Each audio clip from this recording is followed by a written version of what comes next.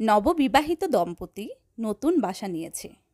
পরদিন সকালে তারা যখন নাস্তা করছিল, মেয়েটি জানালা দিয়ে পাশের বাড়ির দিকে তাকিয়ে দেখতে পেল কাপড় শুকাতে দিয়েছে ওই বাড়ির মহিলা। মেয়েটি বলে উঠল, কাপড়টা পরিষ্কার হয়নি। ওই বাসার মহিলা ভালো করে কাপড় ধুতে জানে না। তার মনে হয় ভালো কোনো কাপড় কাচার সাবান দরকার। মেয়েটির স্বামী সেদিকে তাকালো, কিন্তু নিশ্চুপ রইল। যতবারই পাশের বাড়ির মহিলাটি কাপড় শুকাতে দিত, ততবারই এই মেয়েটি একই মন্তব্য করত।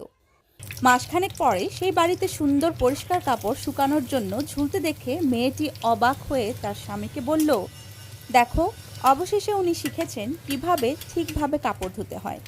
আমি তো ভাবছি কে তাকে শেখালো।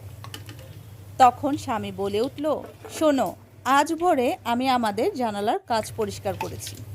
আসলে আমাদের জীবনটা এমনই, আমরা কোনো কিছু দেখার সময় যা দেখি তা নির্ভর করে আমাদের সেই জানালার পরিচ্ছন্নতার উপর, যা দিয়ে আমরা দেখি। কোনো সমালোচনা করার আগে আমাদের নিজের মনের অবস্থাটা খেয়াল করে নেওয়া প্রয়োজন। নিজেদেরকে প্রশ্ন করা দরকার যে আমরা কি তার মাঝে কোনো ভালো কিছু দেখতে চাই আদৌ, নাকি মানুষটার দিকে তাকাচ্ছি শুধু তার ভুলগুলো খুঁজে বের করার জন্য।